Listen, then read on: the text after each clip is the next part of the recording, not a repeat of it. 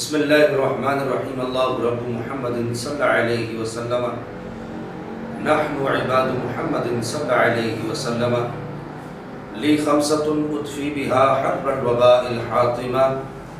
المصطفیٰ والمرتضیٰ وابناہما والفاطمہ۔ یہ رضا کے نیزے کی مار ہے کہ عدو کے سینے میں غار ہے، کسے چارہ جوئی کا وار ہے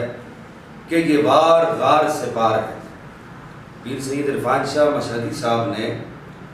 ایک جگہ تقریر کرتے ہوئے صحابی رسول حضرت سیدنا عبداللہ ابن عمر رضی اللہ تعالی عنہما سے مروی ایک حدیث پر اعتراض کیا اور یہ جملے استعمال کیے، کننا نخیر کننا نفضل۔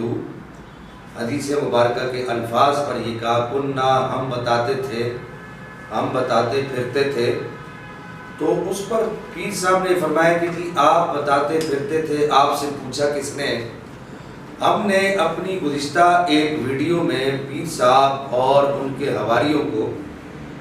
متنبہ کیا اور کہا کہ عقیدت پر عقیدے کو فوقیت حاصل ہے، لہذا عقیدے کو اپنائے، عقیدت کو نہ اپنائے۔ اور اس کو آپ یوں بھی کہہ سکتے ہیں کہ عقیدہ راجح ہے اور عقیدت مرجوح ہے، راجح کو اپنایا جاتا ہے، مرجوح کو نہیں اپنایا جاتا۔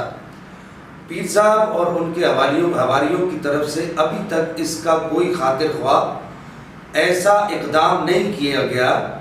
جس سے صحابی رسول یا صحابہ کرام کی عزت وقار اور ناموس پر تحفظ کا کوئی نشانہ نظر آتا ہو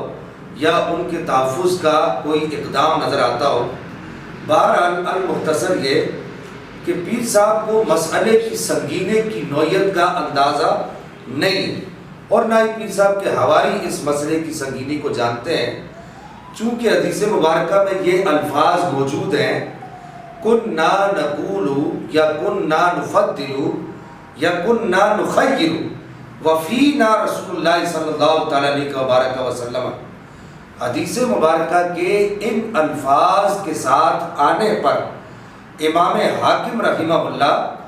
جو تفضیلی حضرات کے ہاں جناب مولا کائنات کے مولود کعبہ ہونے کی روایت کے اعتبار سے انتہائی مستند اور معتمد ہیں، امام حاکم نے اس طرح کی احادیث کے بارے میں کہا کہ صحابہ کرام رضوان اللہ تعالی علیہم اجمعین جب یہ کلمات استعمال کریں، کننا نقول کننا نفضل یا کننا نخیر وفینا رسول اللہ صلی اللہ تعالی علیہ وسلم، اور ان کے ان کلمات کے ساتھ یعنی کننا کے کلمات کے ساتھ مسئلہ عقیدے کا متصل ہو، تو وہ صحابہ کرام رضوان اللہ تعالی علیہم اجمعین کی قیاسی بات نہیں ہوتی، بلکہ وہ ان کا اجتہاد اور قیاس نہیں ہوتا، بلکہ وہ نبی پاک علیہ الصلوۃ والسلام ہی کی تعلیمات ہوتی ہے، یعنی وہ حدیث مرفوع ہوتی ہے۔ یہ امام حاکم کا ہی نظریہ نہیں، امام ابن حجر عسقلانی نے النکت علی ابن صلاح کے اندر بھی یہی بات لکھی کہ صحابی کسی ایسی بات کا تذکرہ کرے جو غیر قیاسی ہو، باب العقائد کی بات ہو، اس بات کو نبی پاک کی طرف منسوب کیا جائے گا اور وہ حدیث مرفوع کے درجے میں ہوگی۔ اور اسی طریقے سے امام سیوطی نے تدریب الراوی شرح تقریب النووی کے اندر اسی اصول کو کوڈ کیا ہے، اسی اصول کو لکھا ہے کہ صحابی کی ایسی بات اگر جو بات غیر قیاسی ہو، عقائد کے قبیلے سے ہو، وہ بات حدیث مرفوع کے درجے میں ہوتی ہے۔ اور یوں ہی کثیر محدثین نے علم المصطلح کی کتب کے اندر اس اصول کو گردانا ہے، بلکہ ابن حجر عسقلانی نے تو یہاں تک لکھا، اور تدریب الراوی شرح تقریب النووی میں یہاں تک لکھا گیا، احادیث موقوفہ جو غیر قیاسیہ ہیں وہ اگر صحابہ کرام رضوان اللہ تعالی علیہم اجمعین تک پہنچتی ہیں اور مسئلہ باب العقائد سے ہوتا ہے تو وہ حدیث بھی مرفوع کے درجے میں ہے، یعنی صحابہ کرام کو اور تو کوئی استاد تھا نہیں، اس کی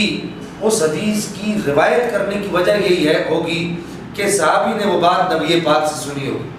تو اس کا مطلب یہ ہوا کہ یہ حدیث مرفوع ہو گئی۔ پھر حدیث کے آگے الفاظ موجود ہیں کہ یہ بات نبی پاک تک پہنچی، اور نبی پاک علیہ الصلوۃ والسلام نے اس کا انکار نہیں فرمایا۔ لم ينکر رسول اللہ صلی اللہ تعالیٰ علیہ وبارک وسلم کے الفاظ یہ بتاتے ہیں کہ یہ حدیث قولاً اور فعلاً اگرچہ مرفوع نہیں ہے لیکن تقریراً ضرور مرفوع ہے۔ اگرچہ دیگر احادیث تواتر، دیگر احادیث جو مانوی احادیث ہیں، مانوی طور پر ان احادیث سے مل کر یہ حدیث قولاً بھی مرفوع ہو جاتی ہے، لیکن یہ حدیث تقریراً تو مرفوع ہوئی۔ اب شاہ صاحب کو اور ان کے حواریوں کو صرف، اور خصوصاً شاہ صاحب کے حواریوں کو صرف عقیدت نظر آ رہی ہے، حدیث پر اور حدیث مرفوع پر کیا جانے والا طنز نظر نہیں آ رہا۔ خدا را اپنا تعین خود کیجئے کہ آپ کہاں کھڑے، آپ نبی پاک کی کس درجے کی حدیث کا مذاق اڑا رہے ہیں۔ تفصیلیہ کو خوش کرنے کے لیے ایسی بات آپ کر گئے جو خود وہ لوگ نہیں کر سکے جن کو خوش کرنے کے لیے آپ اس طرح کی باتیں کر رہے ہیں۔ اللہ جل مجدہ الکریم آپ کو وہ پرانا سبق یاد کرنے کی توفیق عطا فرمائے جو سبق آپ نے بھکی شریف سے پڑھا تھا، پیر سید جلال الدین شاہ صاحب رحمہ اللہ نے آپ کو پڑھایا تھا۔ اللہ جل مجدہ الکریم ہمیں مسلک اعلیٰ حضرت پر کاربند اور پابند رہنے کی توفیق عطا فرمائے۔ باقی دعوایا